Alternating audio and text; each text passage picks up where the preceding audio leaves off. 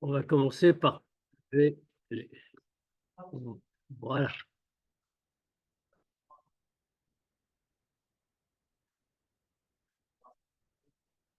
Bien, donc on va rappeler très brièvement ce qu'on était en train de dire la fois dernière. Alors vraiment très très brièvement, on va rester uniquement sur la question, on va pas tout répéter. Et simplement, on fait la suite de la citation qu'on avait fait du Zohar sur le Yinuka, qui nous avait dit donc que chacun a la shrina au-dessus de sa tête et qu'il doit l'entretenir, cette shrina. On doit entretenir le feu parce que lui-même, c'est la mèche. La...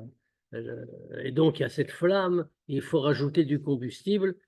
Là, on avait expliqué pourquoi il fallait tout ça, mais enfin bon, on ne va pas reprendre tous ces aspects-là. Il y a un combustible qu'il faut rajouter. Qu'est-ce que nous avait dit le Yinuka? Il nous avait dit, c'est les maasim tovim, c'est les mitzvot accomplis matériellement. Bien. Alors, ça, c'est une chose importante, bien sûr, mais après avoir développé, après avoir expliqué tout ça, on fait poser la question, puisque on avait dit finalement, pourquoi Maasim Tovim? Pourquoi est-ce qu'on ne dirait pas que c'est du spirituel d'abord? Puisque cette flamme dont on parle, c'est la shrina qui se trouve avec chaque juif, dans ce cas-là, normalement, puisque c'est un phénomène spirituel, on aurait dû avoir, hein, pour l'entretenir, quelque chose de spirituel. Alors, ça aurait pu être des tas de choses différentes, ça peut être des cavanotes, ça aurait pu être des réflexions, ou même, ça aurait pu être parmi les mitzvot, la mitzvah spirituelle par excellence, celle qui n'est pas dans la matière, c'est-à-dire l'étude de la Torah, qui a un lien avec Dieu. Dans ce cas-là, on aurait compris tout ce qu'on est en train de dire. Mais pourquoi précisément Maasim Tovim? Pourquoi les mitzvot matériels? Les mitzvot matériels, ça a un enracinement dans le monde matériel. C'est grossier par rapport à ce qu'on veut obtenir, si on peut dire. Alors, dans ce cas-là, pourquoi? Et bon, on avait répondu que Dieu a voulu avoir, dira Batarton, il a voulu avoir une demeure en bas. Et puisqu'il a voulu avoir une demeure en bas, donc de là, on avait expliqué qu'est-ce que ça signifie, l'importance des Maasim Tovim et donc des actions concrètes dans le monde matériel qui vont descendre jusqu'en bas. Alors, c'est là qu'on s'était posé la question. Et c'est là-dessus qu'on était resté, puisqu'en vérité, on n'avait pas avancé beaucoup en quantité la fois dernière. Le... On s'était posé la question, la Zaken avait soulevé, puisque toute l'intention, on vient de le dire, les Chachamim nous enseignent, toute l'intention de Dieu, c'est Nitava Kadosh Baruch Hu liotlo dira batartonim. Dieu a eu le désir d'avoir une demeure batartonim en bas, c'est-à-dire dans le degré le plus bas, hein, c'est-à-dire ici-bas, chez nous. Mais maintenant, quel est le but de la création? Le, le but de la création, pourquoi tout ça? Parce que comme on avait cité, c'est que le but de la création, c'est que Dieu, en réalité, a voulu avoir quelque chose en plus. C'est que les mondes spirituels, les mondes supérieurs, parce qu'on pourrait se dire, peut-être, ce qui est important, c'est les mondes spirituels, les mondes supérieurs. Et nous, on est là en bas, parce que comme ça, on est attaché avec les mondes spirituels. Mais le but, en vérité, c'est les mondes spirituels. Alors, on avait répondu que non. En réalité, ce n'est pas ce qu'on veut dire. C'est pas que les mondes spirituels sont importants et que nous, on est juste ce qui reste. Quand la lumière de Dieu est descendue de degré en degré, on est ce qui reste. En réalité, ce n'est pas comme cela qu'il faut le voir. Au contraire, c'est le but, c'est le monde matériel. Autrement dit, la lumière de Dieu descend de degré en degré, mais l'aboutissement, c'est quand elle arrive en bas. Il y a un machal, il y a un exemple qu'on donne, je ne l'ai pas cité la fois dernière, comme par exemple un rave. Un rave veut enseigner. Alors le rave, c'est quelqu'un de très grand dans l'exemple. C'est quelqu'un de très grand, de très haut. Il est tellement haut que personne ne peut comprendre son enseignement. Parce que vraiment, c'est trop haut par rapport à tout le monde. Maintenant, il a un disciple qui lui-même est très très haut. Il n'est pas du tout haut au niveau du maître, mais il est quand même très haut, et en tout cas beaucoup plus haut que les autres disciples. Alors, qu'est-ce que fait le Rav? Le Rav va enseigner à son disciple le plus élevé. Maintenant, pour que le disciple le plus élevé comprenne, il faut déjà que le Rav il fasse un grand tzimtzum, une grande contraction, un grand voilement de sa propre sagesse. Parce que s'il dévoile sa sagesse à son niveau, même le disciple le plus élevé ne pourra rien comprendre. Donc, il se contracte au niveau de l'intelligence du disciple. Maintenant, le disciple va absorber ça. Une fois qu'il a absorbé ça, il est capable de le donner à un disciple plus bas que lui. Et le disciple le plus bas que lui va lui aussi le prendre à son niveau. Et il va lui aussi faire un tzimtzum pour donner à un disciple encore plus bas que lui, et ainsi de suite. Avec cet exemple, on comprend ce que signifie le Seder Ishtalshelut dont on avait parlé. Pourquoi il y a un Seder Ishtalshelut? Parce que de monde en monde, la lumière de Dieu se voile de plus en plus. Et elle permet l'apparition d'une Metsiout plus grande. Et nous, on est le plus bas des degrés. C'est-à-dire que quand fait arriver de disciple en disciple la sagesse du maître, de plus en plus contractée, par chaque disciple contracté encore plus bas, eh bien, ça arrive finalement au plus bas possible. C'est exactement comme ça, si on peut dire, que se passe la création du monde. La lumière de Dieu se contracte à chaque niveau jusqu'à arriver au plus bas des degrés. Le plus bas des degrés, c'est-à-dire nous, il n'y en a pas de plus bas. Mais on comprend quand on réfléchit comme ça. On comprend qu'en réalité, le but, quand le Rav, c'est-à-dire Akadosh Baruch Hu, c'est-à-dire Dieu qui dévoile sa lumière au tout début et qui contracte pour aller au premier degré en dessous, eh bien, l'intention, c'était pas le premier degré. L'intention, c'est que ça descende de degré en degré pour parvenir jusqu'en bas. C'est-à-dire que tout le but de Seder Ishtalshelut, c'est uniquement le bas. Alors pourquoi le bas? Pourquoi le bas? Parce que le bas apporte un chidouche, c'est ce qu'on avait dit la fois dernière, qui n'existe pas ailleurs. Même le plus haut des degrés, qu'est-ce que c'est? C'est pas la Chormat Hashem, c'est pas la sagesse de Dieu telle qu'elle est, c'est pas l'essence de Dieu, même au plus haut des degrés. Comme on a dit l'exemple du Rav. Le Rav, qu'est-ce qu'il fait? Il prend son premier disciple et il va lui enseigner. Mais même ce premier disciple, qui est le plus élevé de tous, ce premier disciple, de toutes les façons, n'est pas au niveau du maître. Donc le maître doit faire un grand tzimtzum pour descendre jusqu'à ce premier disciple. C'est-à-dire que ce qu'a le premier disciple, c'est déjà une contraction de la lumière de son maître. C'est pareil dans les mondes spirituels. C'est vrai que les mondes spirituels jusqu'au plus élevé sont beaucoup plus hauts que nous et ont une vision beaucoup plus claire d'Akadosh Baruch Hu que nous. Mais malgré tout, c'est malgré tout une contraction. Il y a quelque chose qui va se produire. Ça veut dire la lumière de Dieu est voilée. En bas, justement tout en bas, qu'est-ce qu'il y a? C'est là que la contraction est la plus forte. C'est là que la preuve, c'est qu'il y a une telle obscurité qu'on peut ne pas voir notre propre créateur. On peut même imaginer que la création elle-même va dire mon créateur n'existe pas. Donc ça veut dire qu'on est vraiment au degré du plus grand voilement. C'est l'endroit de l'obscurité totale. Mais justement, dans cet endroit-là, on peut faire naître la lumière. Et ça, c'est ce qu'on avait expliqué, c'est le Yitrona Or Mina Chosher.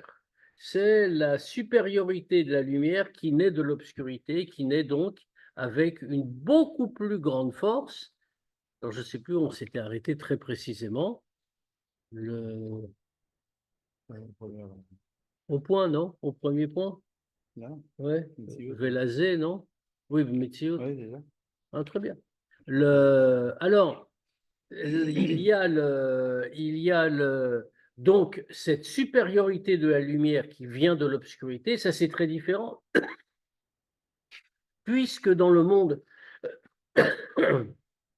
même dans les mondes spirituels, qu'est-ce qui se passe? La lumière de Dieu de toute façon est dissimulée, parce que sinon aucun monde ne peut exister. Il n'aurait pas de Metsiout. Pour qu'un monde existe, à partir du moment où on dit qu'il y a un degré qu'il y a un monde, ça veut dire qu'il y a une Metsiout. Alors c'est une Metsiout qui est très fine, qui est très spirituelle, etc. Mais c'est une Metsiout. Ça, quand on est tout en bas, où on ne voit rien, on peut la faire disparaître en faisant naître la lumière. Et il y a toute la supériorité de la lumière qui vient de l'obscurité. Alors bien sûr, on reste avec une question. D'où on a une force pareille? D'accord, on nous a dit, ça c'est les mitzvot. Donc Dieu nous a donné les mitzvot. Comme ça, quand on fait les mitzvot, c'est-à-dire qu'on accomplit la volonté de Dieu, c'est ça que ça veut dire faire une mitzvah. Ça veut dire qu'on met en pratique la volonté de Dieu, et pas seulement on met en pratique la volonté de Dieu, mais on révèle la volonté de Dieu, c'est-à-dire l'essence de Dieu ici-bas dans ce monde, avec des choses matérielles. On est donc en train de faire naître une lumière à partir de l'obscurité. C'est très bien. Et avec tout ça, on révèle donc la présence de Dieu dans le monde, mais on a une question. Qu'est-ce qu'on a dit? On a dit même dans les mondes spirituels, la présence de Dieu se voile dans une certaine mesure, parce que sinon les mondes ne perdraient leur existence. Ils s'unifieraient avec Dieu, ils ne pourraient pas exister. Mais nous, qu'est-ce qu'on est en train de faire dans la vie quotidienne? On est en train de faire les mitzvot. Et on a dit, c'est Yitron Haor Min HaChosher. C'est la supériorité de la lumière qui vient de l'obscurité. Autrement dit, c'est une très grande lumière, c'est la lumière de l'essence de Dieu qui apparaît dans la volonté de Dieu, des mitzvot. Or, maintenant, dans, quand on est dans ce sujet-là, c'est-à-dire, on est en train de faire une mitzvah et qu'on révèle l'essence de Dieu ici-bas, mais comment est-ce qu'on fait pour exister encore? Normalement, devant la révélation parfaite, absolue de la volonté de Dieu, c'est-à-dire de Dieu lui-même, on ne devrait pas pouvoir continuer d'exister. Or, pourtant, nous observons que nous continuons d'exister même après avoir fait des mitzvot. Normalement, un juif fume le matin, il ne peut plus exister, puisqu'il perd sa mitzvot, il s'unit avec Dieu. Alors, et on ne peut pas répondre, ah oui, mais il n'a pas la kavana, etc., etc. Ça n'a rien à voir avec la kavana. Comme on a déjà dit, les mitzvot ne dépendent pas des kavanot. Kavanot, c'est une chose en plus. La mitzvah, c'est le fait de l'accomplir comme Dieu le veut. Le fait qu'on l'accomplisse, ça veut dire qu'on fait apparaître l'essence de Dieu dans le monde. Mais si on fait apparaître l'essence de Dieu dans le monde matériel, comment fait-on pour continuer d'exister? Quand arrivé, on se demandait comment on fait pour continuer d'exister.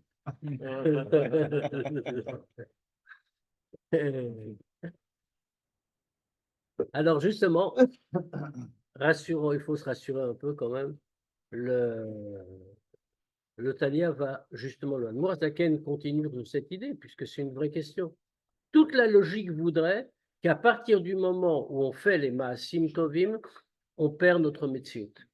On remarque que ce n'est pas le cas du tout. On ne perd pas notre Metsiout. Et en plus, ce n'est même pas le but qu'on perd notre Metsiout. Au contraire, puisqu'on doit continuer à accomplir les mitzvot.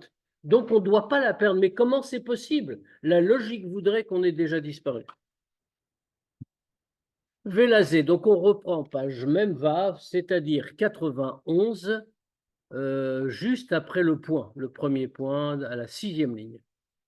Vélazé Nathan Akadosh Baruch Hu l'Israël et à Torah, chez Nikret Oz Vekoach. Et c'est pour cela que Dieu a donné aux Juifs la Torah. Alors la Torah a d'autres fonctions, évidemment, c'est pas la seule. Mais elle représente aussi autre chose. Mais la Torah est appelée Koar Os Vekoar. Elle est appelée une fermeté, une puissance et une force. On le voit dans les psukim. Hachem Oz Le'amu Yiten, c'est marqué. Dieu a donné le Oz, il a donné la force à son peuple. Et c'est commenté, qu'est-ce que c'est Oz? Ein Oz et la Torah. La Torah est appelée force. Et on trouve d'autres endroits aussi où elle est appelée clairement Koar. Ça veut dire que Dieu a donné une force au peuple juif par la Torah, c'est-à-dire, fait quoi une force? Une force pour pouvoir vivre, c'est-à-dire pouvoir continuer à avoir une mitzvot. D'ailleurs, on le voit très clairement, plus loin, le Admour Azaken va le dire. au moment de Matan Torah, quand Dieu a parlé, il y a eu justement ce dévoilement absolu de Dieu. Dieu a dit les Aseret Adibrot. Et qu'est-ce qui a marqué? Alkol dibur parcha nishmatan. À chaque parole, chacun des 10 commandements prononcés par Dieu, les neshamas des Juifs s'en allaient. Et qu'est-ce que Dieu a fait? Il est venu et il leur a donné une rosée, Taltria, la rosée de la résurrection, avec laquelle on va faire revivre les morts. Cette rosée-là, de quoi il s'agit? C'est une rosée, Dieu est venu avec un peu d'eau, il a mis sur les gens pour qu'ils ressuscitent. S'expliquer comme ça, que c'est un des degrés de la Torah qui est appelé par le nom de rosée.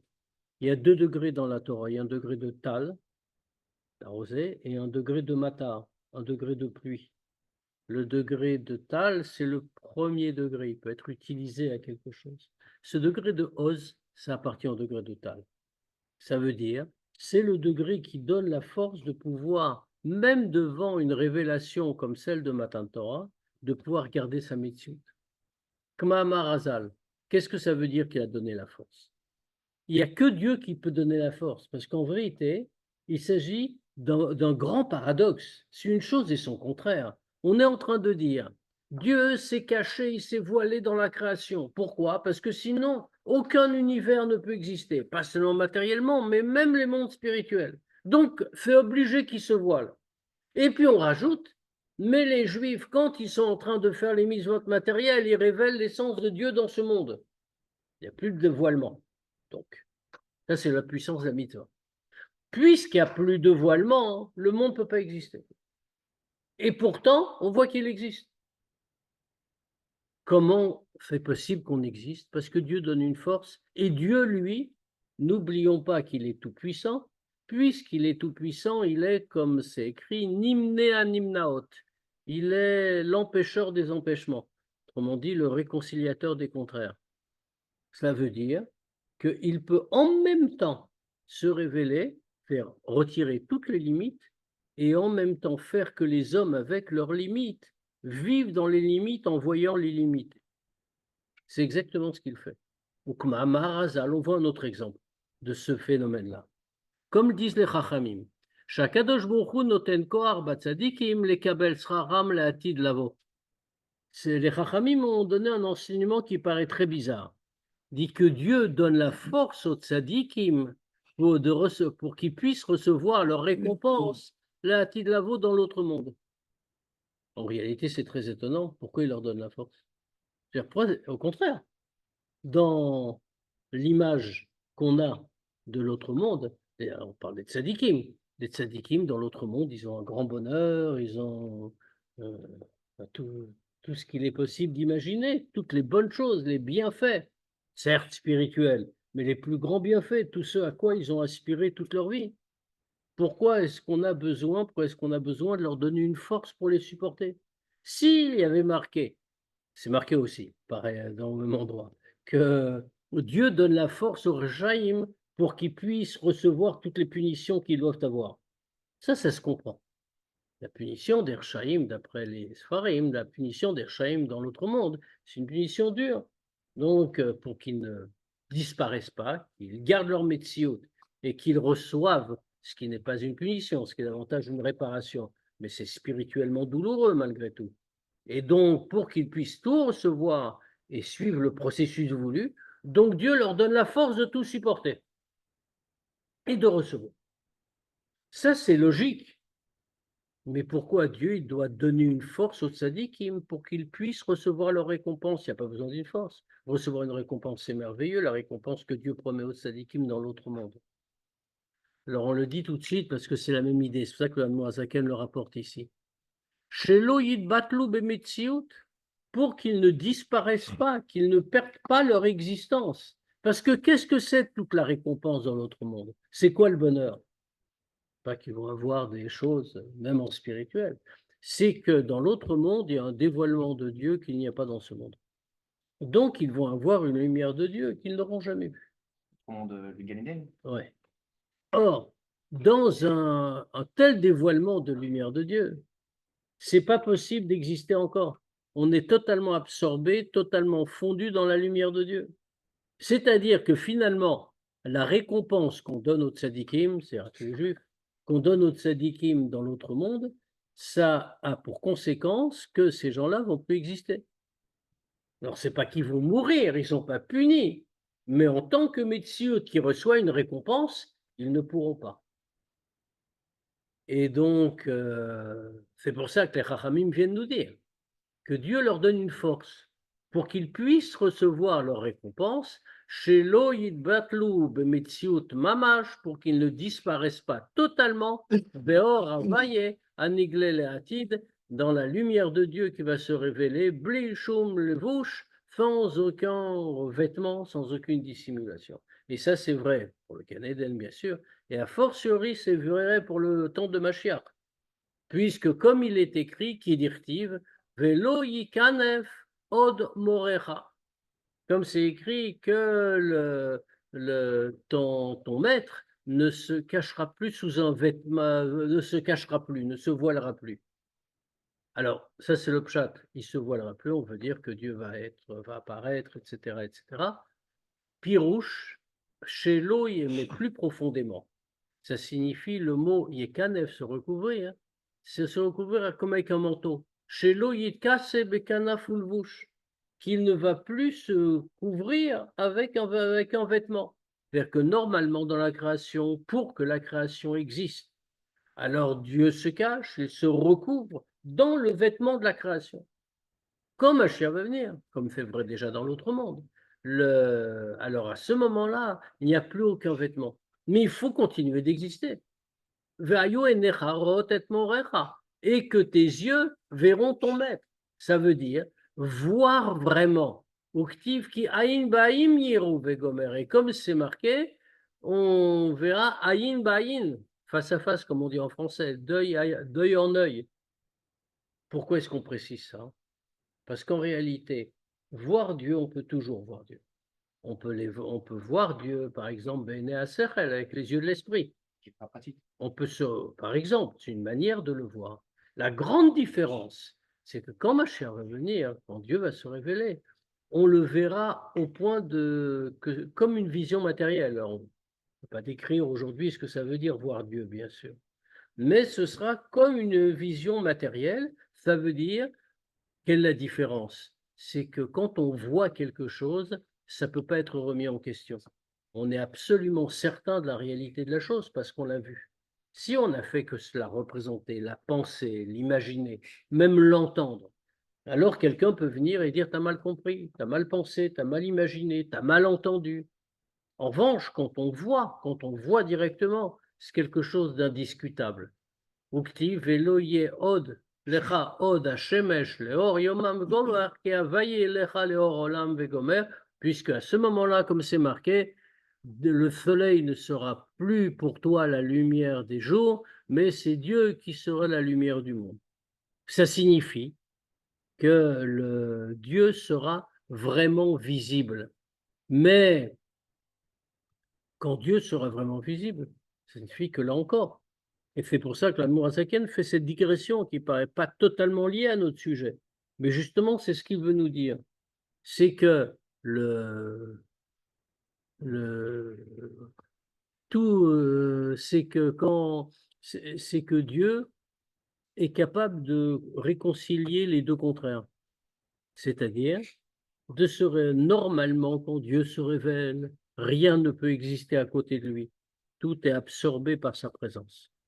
Mais Dieu peut faire en sorte que non seulement il va se révéler, mais le monde, les hommes, les créatures, continuent d'exister de manière autonome et indépendante, parce que Dieu leur en donne la force au travers de la Torah. Un niveau plus élevé que celui auquel avait accès Moshe, alors. Oui, bien sûr. Mais n'oublions pas, alors, on ne parle pas du degré de Moshe, parce que Moshe, c'est son degré propre. Mais la grande différence, c'est que nous, on est après Matan Torah. Alors, ça aussi. Pas beaucoup, en réalité. Moi, l'œuvre de Moshe, c'était jusqu'à Matan Torah, puis ensuite il a vécu un petit peu, il a fait descendre la Torah dans le monde. Mais nous, depuis, on a beaucoup vécu, on a beaucoup travaillé. Alors, on n'a certainement pas travaillé comme Moshe travaillait, mais on a fait beaucoup de choses. Mais ce niveau-là de panique et de panique que Moshe n'a pas pu avoir, justement, à ce qu'on aura, Bah, parce que Dieu va se révéler. c'est ça sera ce niveau-là. Exactement. Et c'est écrit que personne ne peut voir ma face, sinon on meurt. Exactement. Or, Dieu choisit de se montrer quand Mashiach va venir, mais c'est un temps de Mashiach, ça, c'est un deuxième temps. Ah, c'est pas ça longtemps. Non, on va le dire tout de suite. Venoda, et c'est connu. Sheyimot HaMashiach, ubifrat kesheyichyu ametim, hem tachlit veshlemut briat olam hazeh.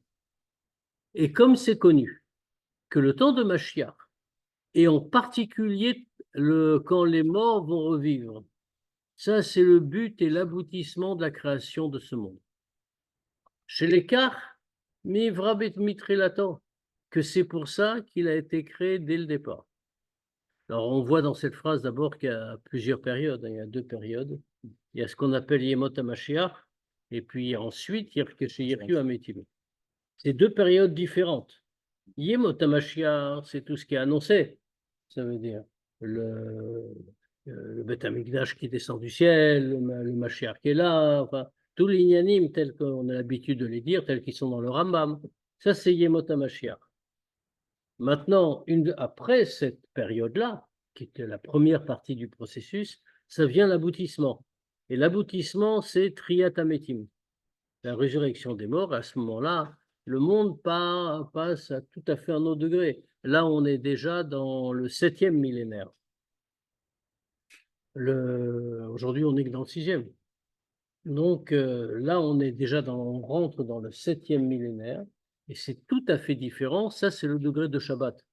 Comme le Shabbat était le 7e jour de la semaine, ça, ce sera le 7e millénaire. Donc, on passe, qui est Mnoucha Lechaye Olamim, qui est un jour qui est le temps du repos pour l'éternité. Ça signifie que quand on arrive à Triyat HaMetim, ça, c'est le but absolu de la création. Et quand on parle de la révélation de Dieu, c'est de ce moment-là qu'on parle. Même le temps de Yemot HaMashiach, Dieu n'est pas révélé de la même façon. La preuve, la Mashiach vient, il fait ce qu'il a à faire. Alors, ça veut dire que tout va bien. Hein. Ça veut dire que tout le monde est conscient que Mashiach est là. Le monde a déjà changé. Mais fondamentalement, il fonctionne toujours pareil. Il est toujours le même. Simplement, la venue de Mashiach a changé les choses. Le monde de Triyat HaMetim, c'est que tout est modifié. Or, c'est pour faire en termes de dévoilement de Dieu. Or, c'est pour ça. C'est dans ce but-là que le monde a été créé depuis le début. Autrement dit, quand on réfléchit à ce qu'on vient de dire, ça veut dire que le monde que l'univers tout entier, tous les mondes spirituels, depuis les plus hauts degrés, n'ont été créés que pour ce monde-ci, pour qu'on y accomplisse notre travail et qu'on fasse venir un Mashiach. C'est tout le but de la création. Pourquoi? Pourquoi? Comme on a dit, Dieu n'a besoin de rien. La question qu'on avait posée depuis le départ? Dieu n'a besoin de rien. Qu'est-ce qu'il a besoin d'un monde matériel? Je veux dire, Dieu est le tout. Donc, ça signifie rien en réalité. Mais pourquoi? Pourquoi? Parce que dans le monde matériel, c'est là qu'il veut avoir une demeure, c'est-à-dire quelque chose de fixe, un endroit où, où les choses seront transformées, un endroit où il y aura un vrai chidouche. Ça veut dire que l'obscurité fait naître la lumière, comme on a dit. Et ça, c'était l'intention depuis le début. Pourquoi il distinguait deux périodes de cette manière? Pourquoi dire Triyat HaMetim, ça ne fait pas partie du Mashiach? Non, c'est le degré supérieur, Mais pourquoi Triyat HaMetim d'Afka? parce que ça change les choses. Mot à Mashiach, il n'y a rien de changé en réalité. Fier. Mais ok, mais il n'y a rien de changé. Enfin, dans les faits, bien sûr, dans les événements, ça a changé. Mais les règles n'ont pas changé. D'ailleurs, c'est ce que dit Rambam. Rambam, qu'est-ce qu'il dit? Il dit Olam keminago noeg. Le monde continue selon sa manière d'être. Il y aura la paix entre les peuples. Alors, il y aura tout. Alors, mais même ça, oui, tu me diras, c'est un très grand chidouche aujourd'hui. Mais du point de vue du monde, c'est un chidouche aujourd'hui parce que les gens sont des sauvages. Mais si les gens se comportent comme des êtres humains normaux, c'est normal qu'il y ait la paix. C'est normal que chacun vive chez soi, que tout le monde soit tranquille, etc., etc. En théorie, personne ne veut la guerre. C'est-à-dire tout le monde veut être chez soi et en paix. Maintenant, aujourd'hui, le monde tournent très mal, parce que les hommes tournent très mal. Ils ont oublié Dieu, ils ont oublié la morale, etc., etc., etc. Donc effectivement, ça tourne mal. Ça, c'est la liberté de l'homme. Ça ne veut pas dire que quand Mashiach viendra, il y aura la paix, hein, le monde a changé. Non, le monde va être comme il doit être. Donc il n'a pas changé fondamentalement. Qu'est-ce qui fait changer le monde? C'est Dieu qui se révèle. Pourquoi il y a Triatamétim? Parce que toutes les limites du monde ont disparu. Et c'est lié à la révélation de Dieu au temps de Mashiach. C'est pour ça qu'on attend le millénaire suivant. Ah, donc ça ne dirait pas il n'y aura pas de révélation de Dieu autour de Mashiach, Qu'est-ce que ça veut dire une révélation de Dieu? telle qu'elle est dans Triatamétim. Non, on n'est pas encore à ce degré-là. Ça veut dire, alors il y aura une certaine révélation de Dieu, il y aura un Mashiach qui sera là, qui enseignera, etc., etc. Mais ce n'est pas ce qu'on a appelé la révélation de Dieu. Qu'est-ce qu'on a dit la révélation de Dieu? Aïn Baïn, on verra face à face. On verra Dieu de manière avec nos yeux matériels, ce qui là encore est totalement incompréhensible.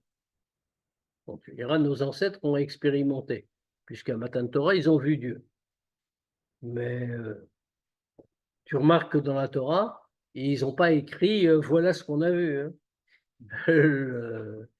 Parce que c'est une expérience qui est totalement indicible. Comment un œil matériel peut-il voir Dieu? Un œil matériel est limité en plus, c'est un œil humain, un œil créé. Comment peut-il voir la divinité? C'est impensable. Et la prophétie toute chair verra, c'est à Triatamétim. Ah non? Ouais, exactement. La chassidoute, quand le rabbi parle de la chassidoute, que ça prépare un avènement messianique. Oui, c'est vrai aussi. Mais c'est quoi? C'est l'avènement messianique du Mashiach? Ou Oui, du Triatamétim? Ou les deux? les deux. Il faut préparer le monde. Alors en réalité, c'est même, on peut même dire que ça prépare à l'époque de Triatamétim, c'est-à-dire au deuxième temps. Pour quelle raison? Parce que Chassidut explique justement tous ces sujets-là. Chassidut explique qu'est-ce que ça veut dire la pensée de Dieu. Ce qui est très ambitieux en réalité, mais c'est tout l'union de Chassidut, c'est ça. C'est de donner à comprendre, et donner à comprendre tout. Et donc, c'est une révélation de Dieu qu'il n'y a jamais eu avant. Il a commencé avec le Harizal, puis le Baal Shem Tov, etc. En tout cas, ça, c'était le but de la création depuis le début. On va regarder la petite aga, la petite note là, qui est dans le côté de la page. Vekabalat Sacha. Alors, ça a l'air un peu bizarre, ça a l'air un peu à côté, mais on va voir que ce n'est pas le cas. Vekabalat, donc, on a dit, et tout donc, la venue de Mashiach, et en particulier la résurrection des morts, ça, c'est le but et l'accomplissement de la création de ce monde. C'est pour ça qu'il a été créé depuis le début. Donc la note, Vekabalat Tzachar, et recevoir la récompense. Puisqu'on sait qu'on va avoir plein de récompenses quand Mashiach va venir, comme c'est connu, comme c'est écrit partout. Ikaro Be'elev Ashvi, le principal dans le 7e millénaire. Como Shekatu Belikute Torah Maharizal, comme c'est expliqué dans le Likute Torah du Harizal. Qu'est-ce que ça veut dire? Quand on parle de Mashiach, on parle tout le temps de la même façon. C'est-à-dire que c'est un moment où Dieu va récompenser toutes nos actions et donc on va recevoir tous les bienfaits, etc., etc. Mais cette idée-là est très réductrice en réalité. C'est pour ça que l'Admour Azaken vient dire ici, on est en train de dire que tout le but, c'est le deuxième temps finalement, c'est Triatamétim. Mais il y aura déjà tout. Quand est-ce que les tzaddik, quand est-ce qu'on va recevoir la récompense? Il y aura bien sûr une récompense déjà dans l'époque qu'on a appelée Yemot HaMashiach. Mais il y a deux temps. Le premier temps dans Yemot HaMashiach, c'est une récompense réduite, puisque la révélation de Dieu n'est pas complète. Or, le but, l'aboutissement, c'est après. C'est pour ça qu'il vient préciser, en renvoyant dans l'Écouté Torah du Harizal, que le principal de la récompense n'est pas dans Yemot HaMashiach. Le principal de la récompense, il est dans le 7e millénaire, c'est-à-dire au temps de Triatamétim, où à ce moment-là, il y aura une révélation absolue, totale de Dieu, sans aucun voilement, et que pourtant on le verra dans notre corps, comme des âmes dans des corps dans le monde matériel.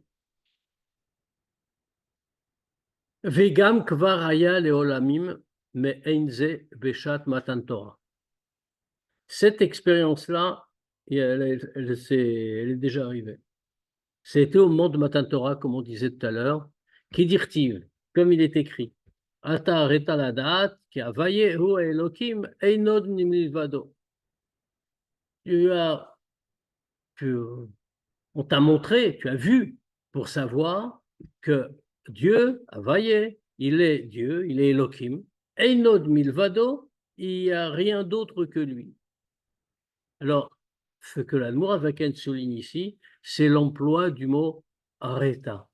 On t'a donné à voir. C'est-à-dire, c'est un mot fort.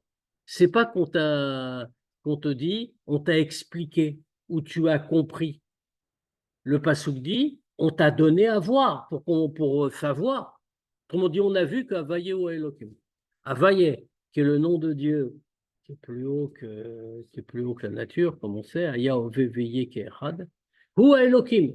C'est le même Dieu qui est à Elohim Begmatria Ateva, qui a la même valeur numérique que le mot Ateva, la nature. Tu as pu voir qu'il n'y a rien en dehors de lui, autrement dit, quand Dieu crée le monde, il s'habille dans la nature, mais c'est le même Avaye qui est au-dessus de la nature. Et ça, tu as pu le voir, Bereya Chushit, par une vision matérielle, qui est directive, comme c'est marqué, Vechol ha'am roim et akolot. Comme c'est marqué, et tout le peuple a vu les voix. Ce mot a vu les voix et commenté. D'abord, comme dit Rashi, il a vu les voix. Mais il n'a pas vu les voix, c'est des voix, il les a entendues. Donc on aurait dû dire Shomim et Takolot. Ils ont entendu les voix. Les voix, c'était Dieu qui parlait. Quand ils ont dit Naase Venishma, Dieu a répondu. Et donc normalement, ils auraient dû entendre. Mais là, ils voient, c'est-à-dire Rohim et Anishma. Ils ont vu ce qui normalement est entendu. Pirshur Razal, et les Chachamim ont commenté ça. Ils ont dit Mista, qu'est-ce qu'ils voyaient? Mistaklim, les Mizrach, Veshomim et Adibur Yotse Anochi Chulu. Ils ont regardé vers l'est et ils ont entendu la parole de Dieu qui sortait à Nochi, les Aseret Adibur. Ça veut dire, vous avez remarqué, fait comme ça commenter qu'il est écrit Kolot au pluriel. Normalement, il n'y avait qu'une voix. C'était la voix de Dieu qui retentissait. Donc, on aurait, en dehors de la question sur Rohim, voix, parlant de voix, on aurait dû dire Shomim, entendre. Mais bon, Rohim, ok, ils ont vu. Mais pourquoi Kolot? On aurait dû dire et Hakol, ils ont vu la voix de Dieu. Pourquoi les voix? C'est ce que rapporte ici le Tanya, ce que les Chachamim disent, c'est qu'en réalité, Dieu a répondu avec la voix qui venait de tous les points de l'horizon. Donc, il se tournait à l'est et il voyait la parole de Dieu à Nochi. Il se tournait à l'ouest, c'était pareil, etc., etc. Autrement dit, comme Dieu venait remplir l'univers, donc c'était pour les Juifs des voix qui venaient de tous les côtés à la fois. Et ça veut dire quoi? Ça veut dire que ça veut dire quoi? Ça veut dire que dans les Aseret Adibot, nos ancêtres ont pu voir comment Dieu était dévoilé dans le monde et pourtant ils sont restés vivants dans ce monde. Autrement dit, ils ont continué à vivre, ils n'ont pas perdu leur métier. Et pourquoi? Parce que justement, Dieu leur a donné la force au travers de la Torah, puisque quand il leur donne la Torah, il leur donne une puissance que lui-même possède. Comme on sait, comme c'est écrit, que Anochi, c'est les lettres de Anan, Nafshik, Tavit, Yavit, bon, il y a deux interprétations en vérité. La phrase Anan, Nafshik, Tavit, Yavit, qui sont les lettres de Anochi, les lettres de Pirouche, et qui le dit dans le Pshat. C'est-à-dire, c'est moi-même qui ai écrit. Ils ont traduit comme ça, Anan, Nafshi, moi-même, que Tavit, j'ai écrit, Yavit, et j'ai donné la Torah. Fait Chassidut qui vient et qui donne une interprétation plus profonde. C'est Anan, Nafshi, moi, mon essence. Ktavit, je l'ai écrite, Yehavit, je l'ai donnée. C'est-à-dire que Dieu s'est habillé à l'intérieur de la Torah et il sait d'une certaine façon donner dans la Torah. Et c'est pour ça que la Torah a fait la force que les Juifs possèdent pour pouvoir rester vivant dans le monde tout en pratiquant les mitzvot, c'est-à-dire faire la révélation de l'essence de Dieu dans le monde tout en ne perdant pas leur metsiout.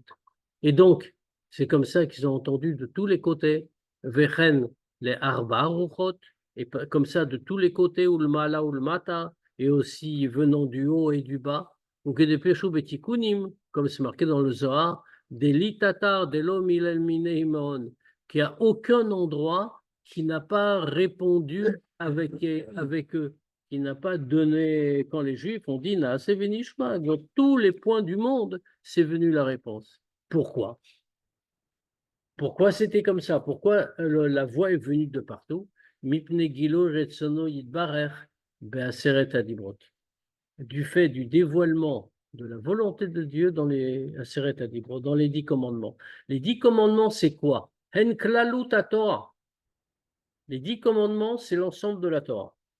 Comme c'est connu, commentaire de Rav Saadia Gaon, que s'il fallait résumer toute la Torah en texte, ce serait la Seret Adibrot. Et s'il fallait résumer tout la Seret Adibrot à un, ce serait le premier. Et s'il fallait résumer le premier commandement à un mot, ce serait Anochi.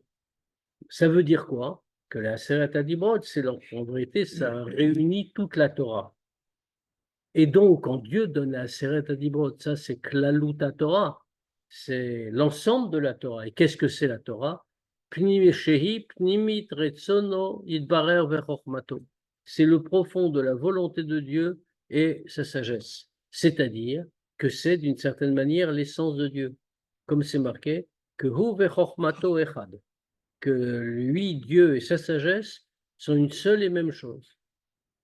Parce qu'en vérité, quand on parle de la sagesse de Dieu, on se trompe souvent par analogie avec la sagesse de l'homme. La sagesse de l'homme et l'homme, c'est pas pareil. D'ailleurs, c'est-à-dire la sagesse, c'est un élément de sa personnalité, mais c'est pas totalement uni à lui. Prenons un exemple très simple. Lorsque j'apprends quelque chose de nouveau, qu'est-ce que j'ai fait?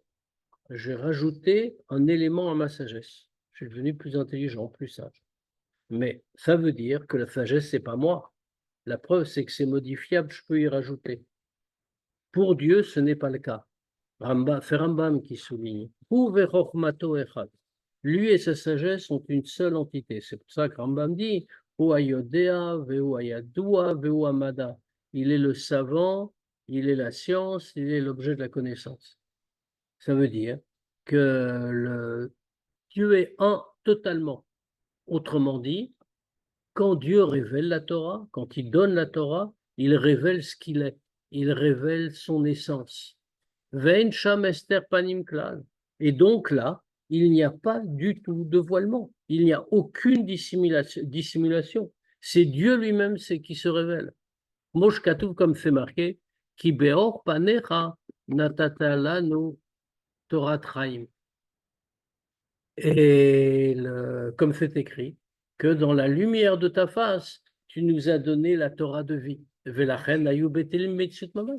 Et c'est pour ça que quand Dieu s'est révélé comme ça, c'est-à-dire quand Dieu a révélé son essence, alors automatiquement les Juifs n'ont pas pu exister.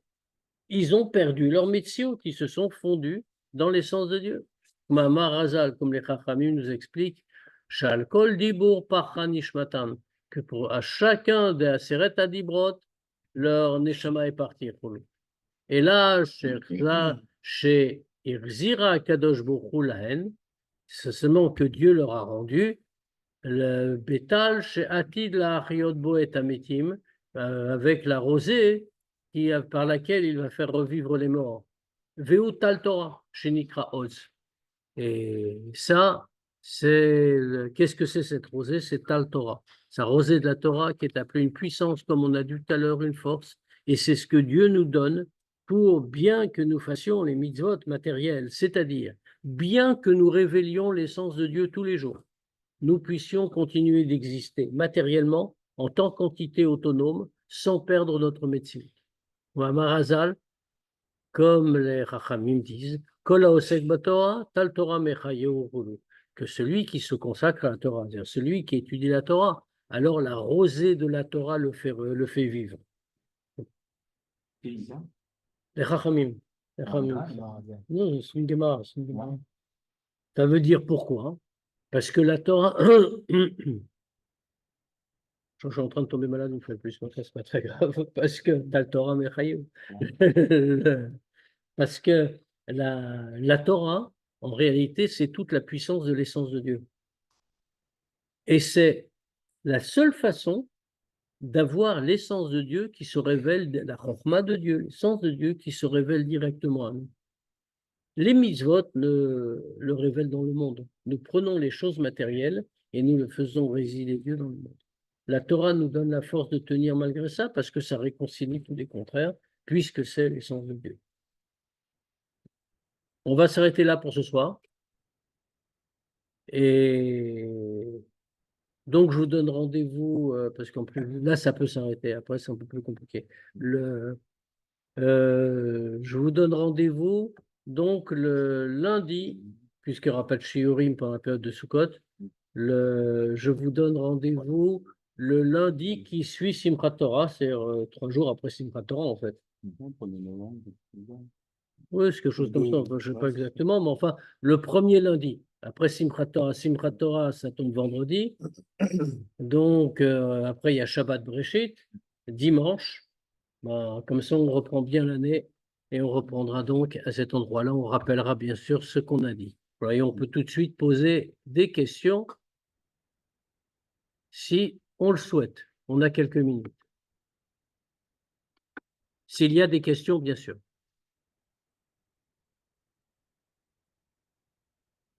S'il n'y en a pas, alors il ne me reste plus qu'à vous souhaiter Shana Tova, Chag Sameach, qu'on ait beaucoup de Simcha.